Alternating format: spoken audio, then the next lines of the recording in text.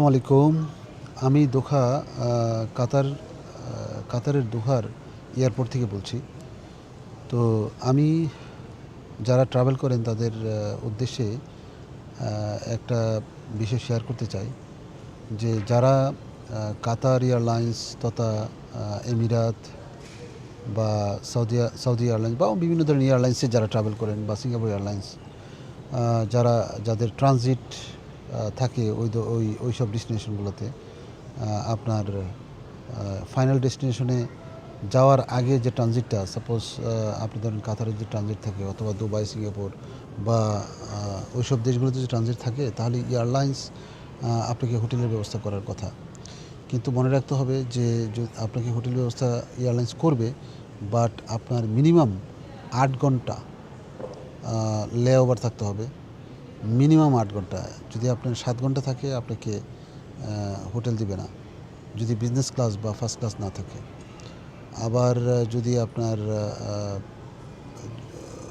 টিকিটের একটা ব্যাপার আছে, যদি ইকোনমিক ক্লাসের মধ্যে বেশ কিছু ক্লাস আছে যে ক্লাসগুলো স্ট্যান্ডার্ড ক্লাস, সেই ক্লাসগুলোতে প্রাইস কম্পারেবলি একটু বেশি, বাট আপনি 8 ঘন্টার বেশি যদি আপনার ট্রানজিট থাকে, লেওভার থাকে ওইসব ট্রানজিট পয়েন্টগুলোতে, আপনি কিন্তু হোটেল পাবেন। আপনি হোটেল বাইরে পাওয়ার সম্ভাবনাটাই থাকে বেশি, এবং হোটেল যখন পাবেন তখন কিন্তু তারাই আপনাকে টিকিটের ব্যবস্থা করে দেবে, ভিসার ব্যবস্থা করে দেবে।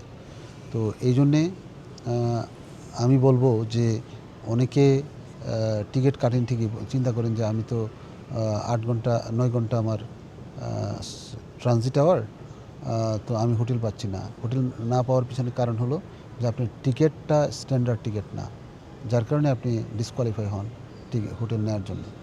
আরেকটা বিষয়, যদি 8 ঘন্টার বেশি ট্রানজিট হয় অথবা 9 ঘন্টা 10 ঘন্টা যাই ট্রানজিট আপনার থাকে বা লেওভার থাকে, আপনার যে এয়ারলাইন্সে বা যে এয়ারলাইন্সে আপনি টিকিটে কেটেছেন সেই এয়ারলাইন্সের যদি ফ্লাইট আপনার যে ট্রানজিট পিরিয়ড তা থেকে তার ভিতরে অন্য কোনো ফ্লাইট থাকে ওই সেম ডেস্টিনেশনে, তাহলে কিন্তু আপনাকে ফ্লাইট দিবে না যদি 8 ঘন্টা আপনার লেওভার না থাকে।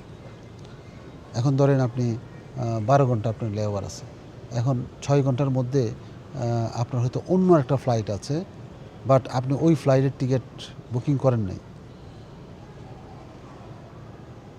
তো এতে করে আপনি কিন্তু হোটেল আপনাকে দিবে না, কারণ এয়ারলাইন্স বলবে যে তোমার আরেকটা ফ্লাইট আছে, ওই ফ্লাইটে তুমি নিতে পারতো, তুমি না নিয়ে তুমি এখানে লেওভার বেশি দিয়ে তুমি টিকিট নিয়েছো, যার কারণে আমরা তোমাকে হোটেল দেব না, ডিসকোয়ালিফাই হয়ে যাবে। তো এই জন্য সবাই মনে রাখতে হবে আপনাকে যে আপনি যদি কোনো ডেস্টিনেশনে আপনি যান, আপনার 8 ঘন্টার মধ্যে বা 8 ঘন্টার বেশি হোক, 10 ঘন্টা 12 ঘন্টা 15 ঘন্টা যাই হোক না কেন, এর ভিতরে আপনার অন্য কোনো ফ্লাইট থাকা যাবে না। যদি অন্য কোনো ফ্লাইট থাকে তাহলে আপনাকে ওই ফ্লাইটের বুকিং করতে হবে আপনি যদি হোটেল পেতে হয়।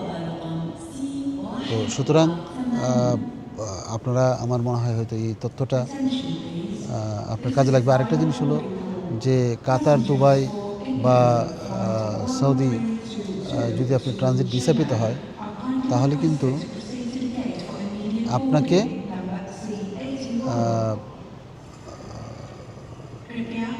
ইউএসএ, কানাডা, অস্ট্রেলিয়া অথবা ইউরোপের ভিসা থাকতে হবে। যদি ভিসা থাকে তাহলেই তারা প্রায়োরিটি দেয় আপনাকে ট্রানজিট ভিসা অ্যারেঞ্জমেন্ট করার জন্য। তো এই প্রায়োরিটি পাওয়া যায়। সাউন্ডের জন্য আসলে কথাই শোনা যাচ্ছে না। কাজে যাই হোক, তো চলুন আমি আপনাদেরকে কাতার এয়ারলাইন্সের যে কাতার এয়ারপোর্টের যে সৌন্দর্য দেখেন এখানে কত চমৎকার এয়ারপোর্ট করেছে, নতুন এয়ারপোর্ট। দেখেন, এই হলো বাহিরের অবস্থা, যদিও এখন রাত।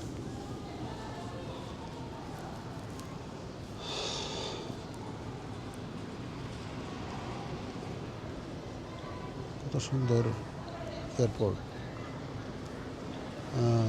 এটা নতুন এয়ারপোর্ট বলা হচ্ছে।